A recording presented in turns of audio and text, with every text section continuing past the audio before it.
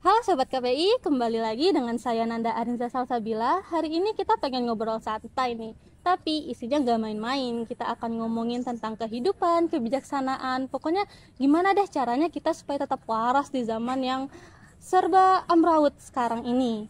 Nah, hari ini kita kedatangan tamu spesial nih. Boleh perkenalkan, kita kedatangan Pak Andit. Salam kenal semuanya. Halo Sobat KPI, salam kenal semuanya. Namo Buddhaya, Assalamualaikum warahmatullahi wabarakatuh. Shalom, Om Swastiastu, salam kebajikan, Rahayu. Terima kasih Kak Nanda perkenalannya. Mungkin kita mau nanya nih Mas, kalau Mas sendiri di agama Buddha itu sebagai apa ya Mas? Oke, jadi di dalam agama Buddha, lebih tepatnya dalam aliran saya itu Theravada ya. Oh, Theravada. Ya, jadi saya tergabung dalam Majelis Agama Buddha Theravada Indonesia dan saya di sana sebagai upacarika. Upacarika ini adalah upacarika ini adalah pemimpin upacara begitu. Pemimpin upacara. Ya, baik. Jadi di Buddha itu ada beberapa aliran gitu ya Mas? betul, ada 3 aliran yaitu Theravada, Mahayana, kemudian Vajrayana atau yang biasa disebut dengan Tantrayana. Oh begitu. Kalau Mas Andit sendiri kenapa nih milih Theravada tadi? Baik Kak Nanda, jadi kalau dari saya sendiri kenapa memutuskan untuk akhirnya memilih aliran Theravada di dalam agama Buddha? Karena saya merasa pertama tentu saja ini karena kecocokan pribadi saya dengan apa yang ada di dalam aliran Theravada begitu. Oh begitu. Ya, itu yang menjadi alasan saya yang pertama. Kemudian yang kedua, ternyata dari eyang saya, beliau juga merupakan penganut Theravada Buddhism seperti itu. Beliau adalah salah satu tokoh Joyowolu, salah satu tokoh ketika awal-awal kebangkitan agama Buddha Theravada di daerah istimewa Yogyakarta. Pada saat itu, beliau adalah salah satu yang berperan di situ. Jadi ternyata saya mengikuti jejak eyang saya untuk kemudian lanjut di dalam jalan atau aliran Theravada seperti itu. Berarti aliran ini tuh secara keturunan Mas, atau kita bisa pindah memilih gitu? Kalau secara keturunan tidak begitu, karena memang hal ini jadi pilihan pribadi saya untuk saya, karena sebelumnya kan kita yang namanya memilih suatu aliran itu kita harus mempelajari mana-mana saja yang akan kita pelajari di dalam aliran-aliran tersebut. Jadi ini bukan berarti saya membandingkan satu dengan yang lainnya seperti itu ya Kak Nanda ya, bukan berarti seperti itu, tapi lebih ke bagaimana saya cocoknya yang mana. Semua aliran itu saja mengantarkan kita pada kebaikan.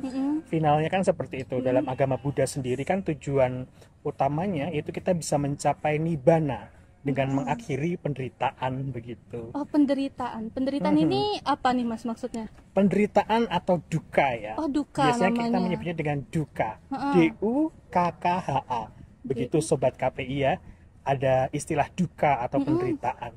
Penderitaan ini bisa terjadi karena adanya penderitaan-penderitaan yang kita bisa lihat misalnya karena sakit atau berpisah dengan orang yang kita sayangi seperti itu. Jadi memang karena ada perubahan juga, perubahan keadaan, kondisi itu juga bisa disebut sebagai penderitaan begitu. Penderitaan ini apakah secara fisik aja atau secara kepribadian dan jiwa juga gitu Mas? Secara fisik bisa juga dilihat apabila seseorang itu sakit, tentu saja di situ dia menderita. Kematian itu juga merupakan suatu bentuk penderitaan. Begitu pula dengan kelahiran. Kelahiran itu juga bisa dikategorikan sebagai duka seperti itu. Sedangkan yang lainnya karena perubahan situasi dan kondisi itu juga karena perubahan tersebut itu menyebabkan yang namanya penderitaan atau duka begitu. Oh ya Mas, kita nih kan generasiku sendiri tuh generasi Gen Z ya. Kalau Masnya mungkin generasi saya milenial. Oh, milenial. Jadi kakaknya teman-teman semua ini, kakaknya teman-teman di sini semua yang Gen Z gitu. Jangan bilang senior junior, gak enak. Gitu. Gak enak saya. Masih mirip-mirip lah kita Iya, benar-benar. Ya. Kita nih saya menyadari itu. Kita nih punya apa namanya kayak keluhan gitu loh Mas. Kita nih karena banyak, kalau boleh tahu, ini kita kan punya TikTok, punya Instagram, sosial media gitu ya, media itu banyak sekali gitu, dan itu tuh banyak banget kan isinya. Nah kita tuh sering FOMO, fear of missing out gitu, kayak ngerasa ketertinggalan ngelihat teman-teman gitu, atau misalnya kayak ada tiba-tiba di TikTok ada produk baru gitu, apalagi kalau saya yang cewek kan skincare itu muncul terus. Itu gimana ya Mas? Maksudnya itu kan itu juga saya juga menderita dengan keinginan saya itu, apalagi dompet saya Mas. Iya, kaitannya ujung-ujungnya duit ya. Betul, itu gimana tuh Mas kalau menanggapi itu dalam Buddha? Baik, saya mencoba menanggapi dari diri saya sendiri dulu sebagai seorang milenial. Sebagai seorang milenial tuh saya memahami sekali apa yang teman-teman Gen Z rasakan terkait sosial media dan fear of missing out phenomenon gitu. Jadi saya sendiri juga merupakan generasi yang mencoba sosial media juga, dalam artian awal-awal sosial media muncul seperti itu. Saat itu teman-teman pernah dengar belum yang namanya Friendster, MySpace? Ya, itu semacam sosial media jadul zaman saya dulu ketika saya masih SMA. Itu sosial media yang muncul ya, awal-awalnya itu yang kemudian disusul dengan Facebook seperti teman-teman tahu sekarang. Di atas Facebook ini berarti Mas? Iya, di atas Facebook juga. Kaf ngalamin juga nggak nih teman-teman sosial media Kaf? Nggak ngalamin ya? Nggak mengalami itu. Ya, itu saking jadulnya ya saya. Ya, saya juga merasakan apa yang namanya sosial media itu masuk ke dalam fase kehidupan saya seperti teman-teman lainnya. Dan tentu saja ada fenomena fear of missing out ini. Pertama, kita tentu saja harus kemudian menyadari itu. Kita harus menyadari di dalam perspektif Buddhisme itu ada istilah sati atau kesadaran. Oh, kesadaran. Ya. Gimana tuh Mas? Jadi kita harus secara penuh kita menyadari bahwa ini merupakan fenomena. Kita harus menyadari dong, kita itu kan sebagai umat manusia itu hidup di present moment atau hidup di saat ini, begitu. Kita harus menyadari itu yang pertama. Kemudian kita juga harus melatih pikiran kita. Kita latih teman-teman ya. Kita latih, kita harus menyadari bahwa fenomena FOMO itu tadi adalah pikiran yang lewat saja. Itu adalah pikiran yang lewat saja, begitu teman-teman.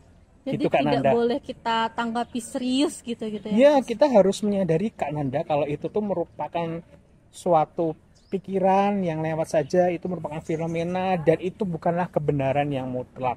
Gitu Kak Nanda. Berarti itu yang gitu pertama. ya teman-teman. Selanjutnya apa nih Mas? Selanjutnya kita juga harus menyadari kalau yang namanya duka atau penderitaan tadi timbul karena apa? Karena adanya keinginan ya. Karena adanya keinginan. Jadi penderitaan itu muncul dari keinginan dan juga kepelakatan. Ya. Jadi kita harus menyadari bahwa FOMO ini merupakan penderitaan, teman-teman. Itu terserah teman-teman mau memutuskan untuk menderita atau tidak dengan fenomena FOMO itu. Itu keputusannya ada di teman-teman semua. Gitu ya sobat KPI ya. Dan kita juga bisa melihat bahwa melalui FOMO ini, fenomena FOMO itu, kita tuh menginginkan sesuatu yang belum tentu kita miliki atau tidak bisa kita miliki kan. Iya, tadi yang Kak Nanda bilang melihat di sosmed itu ada promo skincare seperti itu dan takut dompetnya kempes dalam artian seperti itu. Parah banget itu. Ya, jadi itu memang Kak Nanda harus menyadari bahwa ini sementara sifatnya. Anggap aja ini sesuatu hal yang sementara dan kita harus menyikapinya secara tenang begitu. Oh benar sih Mas, karena kita tuh karena promo itu dikejar kayak di live TikTok gitu kan, tinggal 2 menit lagi guys kita tutup promonya. Nah itu tuh banyak gitu Mas. Jadi kita tuh jadi panik sendiri dan gak kepikiran kalau barang itu sebenarnya perlu nggak sih, barang itu tuh sebenarnya penting nggak sih, kita lupa memprioritaskan gitu Mas. Ya betul sekali, dan kadang nanti juga menimbulkan rasa kecemasan tadi ya. Kecemasan dikejar waktu promo yang waktunya terbatas. Kemudian juga nanti teman-teman kalau bahayanya nih, teman-teman kalau misalnya melihat ada teman lainnya itu karena dapat diskon besar dan dapatkan sesuatu hal yang teman-teman ingini, itu menimbulkan iri hati. Nah itu bahaya. Dari perspektif Buddhisme itu kita harus menyikapi itu dengan metta atau cinta kasih. Cinta kasih atau metta. Jadi kita harus memancarkan cinta kasih kita. Kita melihatnya, menerimanya dengan cinta kasih. Kita harus turut berbahagia kepada teman kita tadi tuh yang dengan fenomena FOMO tadi dapat ternyata tuh misalnya iPhone 16 dengan harga diskon, harga promo seperti itu. Dia dapat. Nah, Kak Nanda kepengen itu padahal Kak Nanda nggak dapat. Kak Nanda tentu saja jangan iri hati, tapi pancarkan cinta kasih turut bermudita cita seperti itu. Jadi dengan kita meta menyelamatkan, memberi selamat dia gitu, ya, bukan kayak turut aku pengen berbahagia juga, gitu. ya, pokoknya jangan kemudian iri hati seperti itu akan menimbulkan penderitaan. Oh gitu. begitu Mas. Begitu kiranya teman-teman KPI, sobat KPI ya, semoga Sobat KPI. bisa menyikapi FOMO ini dengan bijak, sobat KPI semua. Dan tentu saja jangan kemudian kalau misalnya ada sesuatu hal yang tidak didapatkan dari fenomena itu tadi, kemudian teman-teman menyesalinya, terbawa terlarut sampai akhirnya teman-teman tidak produktif. Teman-teman kemudian malas untuk berangkat kuliah, malas mengerjakan tugas hanya karena nggak dapat hal atau barang yang teman-teman inginkan tadi.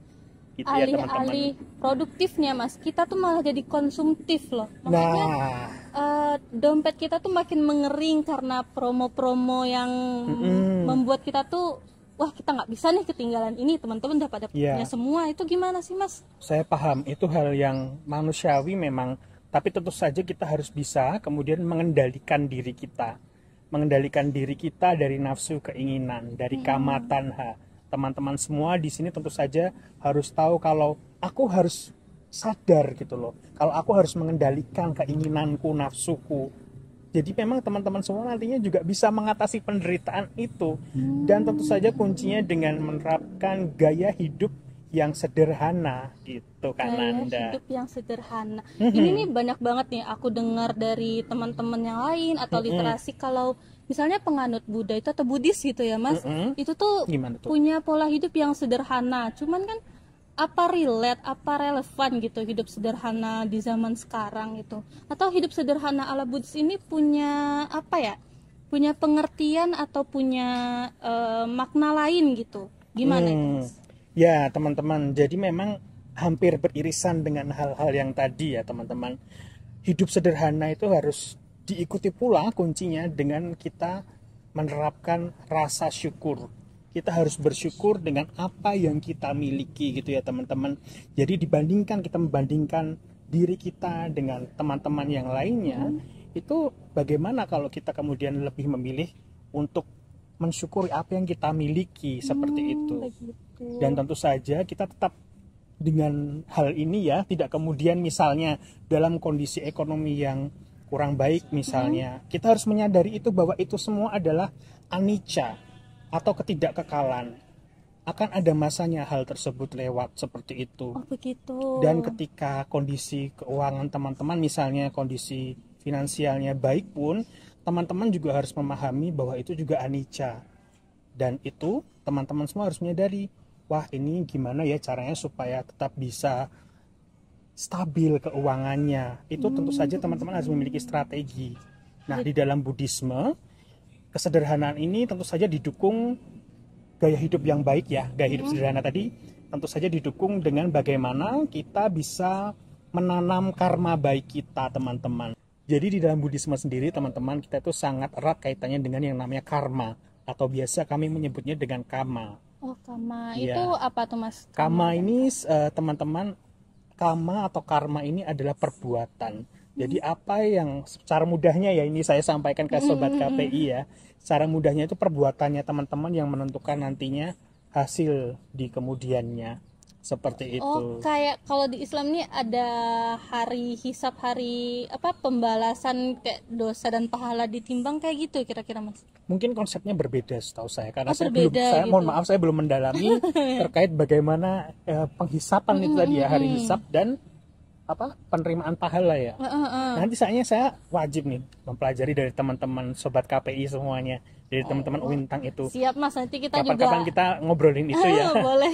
Ya, jadi kalau dari karma atau kama sendiri lebih ke bagaimana perbuatan kita begitu. Perbuatan kita, apa yang kemudian kita tanam melalui karma baik itu, maka itu hal yang akan kita panen atau petik. Kurang lebih mudahnya begitu teman-teman. Apa yang kita tanam itu juga yang kita tuai gitu ya. Dengan Mas. berbuat baik maka hasilnya akan baik pula.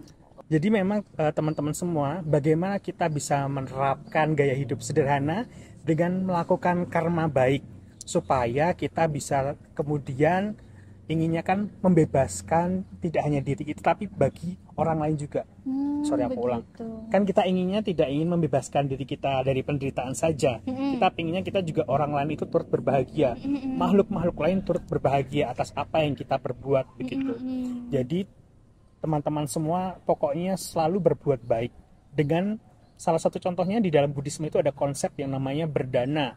Berdana itu apa sih, Mas? Berdana itu jadi kita mempersembahkan kebaikan kita itu untuk siapapun, untuk semua makhluk. Oh, berbuat baik ke semua makhluk hidup gitu ya? Betul. Jadi pertama, misalnya nih Kak Nanda kan melihat kalau ketika ada orang lain yang dalam keadaan kurang baik secara materi, secara ekonomi, atau Kak Nanda melihat kok orang ini sepertinya butuh bantuan. Nah itu Kak Nanda bisa kemudian berdana begitu. Kak Nanda berdananya bagaimana? Dengan menolong orang tersebut. Begitu. Dengan menolong orang tersebut supaya orang tersebut terkurangi penderitaannya atau bebas dari penderitaan seperti itu.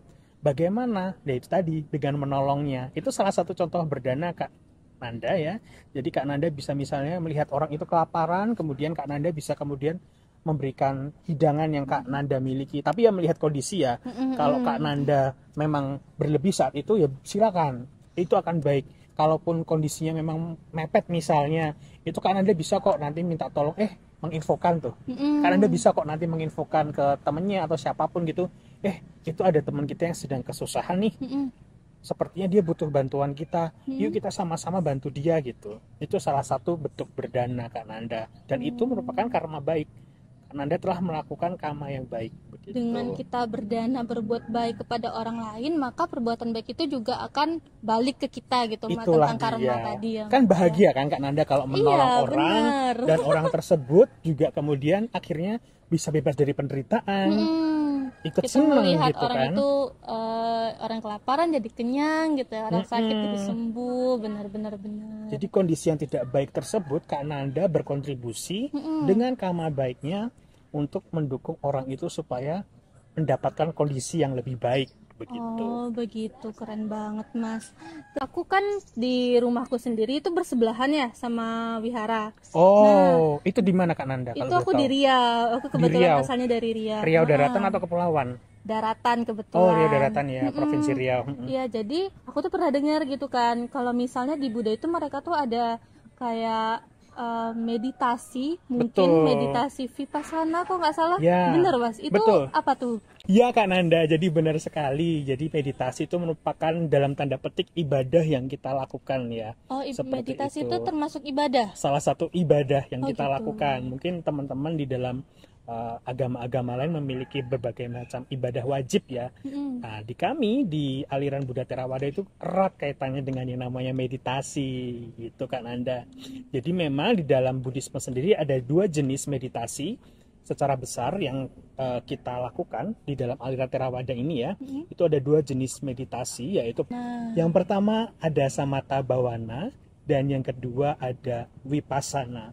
Itu adalah dua jenis meditasi yang ada di dalam agama Buddha dalam aliran Theravada. Jenisnya ada dua itu. Jadi pertama-tama ya, secara umum nih teman-teman, kenapa kita melakukan meditasi itu bukan berarti kalau teman-teman lihat ya, seringkali orang bermeditasi itu seperti tenang, merem, duduk gitu ya. Iya benar. Itu kan ya kalau Kak Nanda lihat. Pemikiran kita ya kayak mungkin di gua gitu, tahu di gitu ya. Alam terbuka gitu, terus menjamkan mata bersila. Ya, betul. Setahuku gitu meditasi. Ya, itulah yang dipraktikkan oleh Sang Buddha dahulu. Oh begitu. Begitulah beliau mencapai pencerahan di bawah pohon Bodhi dengan melakukan meditasi. Dan meditasi yang beliau lakukan saat itu menghasilkan pencerahan di dalam bulan Purnama Waisakha begitu. Ini pencerahan ini kebalikan dari penderitaan tadi berarti Mas? Bisa dibilang seperti itu. Pencerahan yang dicapai oleh Sang Buddha itu terkait dengan tujuan Sang Buddha. Jadi saat itu Sang Buddha itu kan awalnya seorang pangeran. Pangeran dari suku Sakya. Beliau adalah seorang pangeran. Pada saat di istana itu beliau hanya melihat hal-hal yang indah.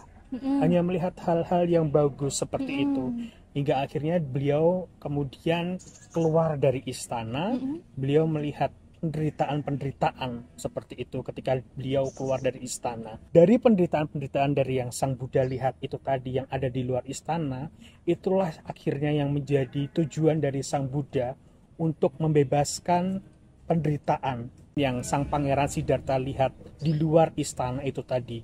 Itulah yang menjadi tujuan dari Sang Buddha untuk membebaskan semua makhluk dari penderitaan. Dan akhirnya beliau masuk ke hutan. Beliau mencapai pencerahan di bawah pohon Bodhi saat itu, tidak dengan belajar di institusi pendidikan yang elit, teman-teman semua, sobat KPI semua. Beliau tidak masuk ke institusi yang elit, institusi pendidikan yang elit, tidak. Beliau masuk ke dalam hutan hingga akhirnya pada bulan purnama Waisakha, atau yang biasa kita sebut dengan Waisak, beliau mencapai pencerahan seperti itu. Oh begitu teman-teman. Jadi sebentar lagi kan ini Waisak ya Mas? Betul. Itulah sejarah kenapa hari Waisak ini terjadi gitu ya. Iya Kak Nanda, kalau aku boleh nambahin ya Kak Nanda. Jadi tidak hanya memperingati bagaimana Sang Buddha mencapai pencerahan di bawah pohon Bodhi, tetapi pertama kita juga memperingati hari kelahiran Pangeran Siddhartha yang nantinya menjadi Sang Buddha, seperti itu.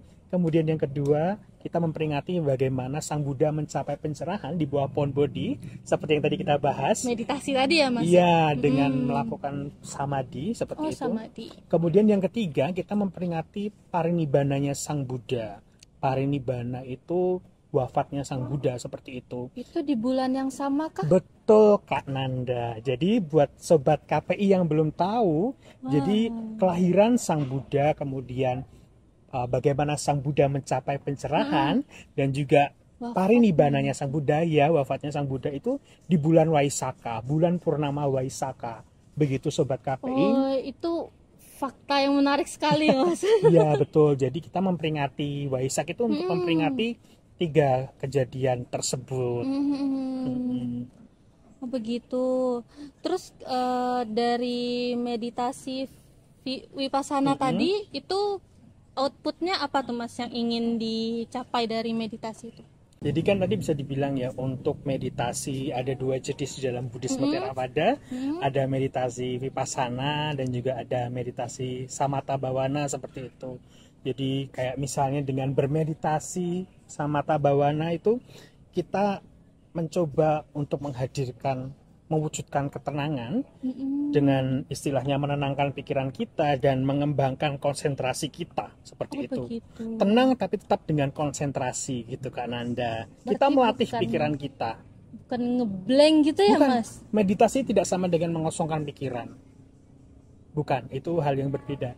Tidak, karena tujuannya atau kita tidak kemudian ngeblank itu tidak. Gitu Kak Nanda. Mungkin itu ada miskonsepsi di situ ya. Seringkali dikiranya kita ngosongin pikiran. Iya bener. Enggak, tidak seperti itu Kak Nanda. Jadi kita kan inginnya tujuannya mencapai jhana dengan konsentrasi yang mendalam itu tadi, begitu. Dengan bermeditasi, dengan memperhatikan napas kita, kemudian dengan memperhatikan nafas masuk, nafas keluar, seperti itu. Kita memperhatikan dan menyadari itu, begitu. Dan juga kita bisa juga mengembangkan. Di sini kita juga bisa mengembangkan cinta kasih kita, cinta kasih yang universal, seperti itu Kak Nanda dan teman-teman sobat-sobat KPI semuanya ya. Iya. Begitu. Nah, kurang gitu lebih ya gitu. Teman-teman. Jadi meditasi itu bukan mengosongkan pikiran, justru untuk melatih konsentrasi dan ketenangan kita gitu ya Mas. Betul sekali. Dan kita di situ juga bisa mengamati gitu realitas yang ada. Misalnya ada anicca, ketidakkekalan, kemudian ada juga duka atau penderitaan, kemudian juga FOMO tadi gitu ya Mas ya. Ada anatta, tanpa aku, seperti itu. Jadi kita di sini menyadari, dan kadang itu yang seringkali menjadi gangguan itu dalam meditasi, memang ada rasa-rasa tidak nyaman di fisik. Ya kita menyadari itu. Misalnya kakinya melipat lama itu kan sakit ya sobat KPI. Mungkin kalau untuk awal-awal belajar meditasi merasakan itu. Dan juga ya kita sadari itu, kalau memang itu realita fakta yang ada, memang kaki kita sedang sakit, ya sudah, kita lepaskan itu, biarkan itu, karena nantinya kita akan mencapai keadaan lagi kaki yang nyaman, begitu. Terbiasa gitu. Ya, betul sekali. Dan juga tentu saja selain menyadari hal tersebut, kita juga harus melatih pikiran kita ya. Pikiran kita harus kita latih supaya dalam keadaan, kondisi di sini saat itu juga. Jadi memang seringkali di dalam meditasi ada gangguan-gangguan, salah satunya di pikiran ya. Pikiran kita melayang kemana-mana atau berpikir misalnya nih lagi meditasi tapi terus tiba-tiba kepikiran pekerjaan. Ya kita latih itu supaya kita langsung kembali lagi untuk melatih pikiran kita. Kita bermeditasi di sini saat ini untuk menikmati dan juga mewujudkan konsentrasi, ketenangan seperti itu. Tentu saja kita harus mengendalikan nafsu keinginan kita, karena memang itulah yang menjadi sumber penderitaan. Dan juga Kak Nanda ini saya juga menambahkan sedikit pesan juga untuk sobat KPI semuanya, terutama yang generasi Z ya, supaya Gen Z ini teman-teman tetap semangat dalam menjalani hidup. Apabila ada keinginan dan motivasi untuk berbuat baik, itu justru yang harus kita terus suntik semangatnya. Oh begitu. Semangat untuk berbuat baik itu sama saja dengan kita melakukan karma baik seperti itu. Semangat untuk menghilangkan penderitaan dari makhluk hidup lainnya itu merupakan kebaikan, karma baik seperti itu. Jadi sobat KPI semuanya, sobat KPI ketika berbuat baik tentu saja jangan memikirkan aku akan dapat apa ya, jangan. Itu penting sekali. Ya. Penting banget itu Mas. Iya Kak Manda. Jadi ketika berbuat baik ya sudah berbuat baiklah. Karena itu merupakan karma baik bagi sobat KPI semuanya. Walaupun tidak dapat balasan langsung, nanti suatu hari kebaikan itu bakal datang ke kita akan lagi. Kembali ke kita gitu lagi. Ya, kebaikan-kebaikan yang telah kita lakukan akan kembali ke kita kembali. Oke, itu menarik sekali Mas. Maksudnya kita ini kadang kan buru-buru gitu ya Mas. Kalau misalnya kita melakukan kebaikan ke orang, kita pengennya orang itu langsung bales gitu ke kita. Ternyata nggak harus begitu ya Mas ya. Ya, jangan mengharapkan apapun ketika kita berbuat baik ya sobat KPI. Ingat, pokoknya kita niatkan dengan hati yang tulus, murni, dan ikhlas untuk melakukan karma baik. Begitu. Oh begitu, menyenangkan sekali teman-teman. Kita banyak dapat ilmu bermanfaat sekali hari ini. Kita belajar tentang pengendalian diri, kita belajar tentang kesadaran bahwa keinginan-keinginan kita itu sebenarnya bersifat sementara gitu ya. Kita bisa menjadikan pikiran itu lewat aja gitu ya Mas ya. Yang penting kalau misalnya itu bermanfaat dan berbuat baik kepada orang, kita bisa ikutin. Betul. Nah, jadi FOMO itu bisa kita klasifikasiin kedua macam gitu ya Mas. FOMO yang baik, yang bermanfaat bagi orang-orang, dan FOMO yang kurang baik atau bersifat negatif, misalnya yang menimbulkan sifat konsumtif tadi ya Mas ya. Nah, terus teman-teman jangan lupa untuk menjaga kewarasan tadi. Kita bisa bermeditasi nih, kita bisa memfokuskan gitu ya Mas ya, melatih fokus, kita bisa melatih ketenangan kita. Betul. Dengan melatih meditasi, walaupun awalnya nggak mudah ya Mas. Betul. Butuh waktu yang cukup lama kah untuk melatih meditasi tadi ya? Tergantung dari pribadinya masing-masing. Kalau misalnya memang itu bisa dipraktekkan dengan waktu yang bisa dibilang cepat, ya itu semua butuh proses sih intinya. Karena ada nggak apa-apa, karena kita intinya sama-sama belajar begitu di sini. Jadi kita bisa saling bergandengan ya Mas ya. Betul, saling dukung saling dukung satu sama lain. Betul. Begitu. Dari agama manapun kita bisa mempelajari kebaikan tadi ya Mas berarti. Betul sekali, karena sejatinya semua agama mengajarkan kebaikan sobat KPI. Jadi sobat KPI jangan lupa untuk mengaplikasikan ajaran-ajaran tadi dengan kebaikan gitu ya. Yang dilihat adalah ajaran-ajaran yang emang bermanfaat bagi kita semua. Mungkin semangat terus pokoknya untuk sobat Genci, sobat KPI semuanya. Semoga kita bisa melalui zaman ini dengan kewarasan gitu ya Mas. Selalu sehat, tetap semangat untuk semuanya. Baik, terima kasih teman-teman. Jangan lupa like, subscribe, and comment di akun kami. Terima kasih semuanya. Assalamualaikum warahmatullahi wabarakatuh. Waalaikumsalam warahmatullahi wabarakatuh. Terima kasih Kak Nanda.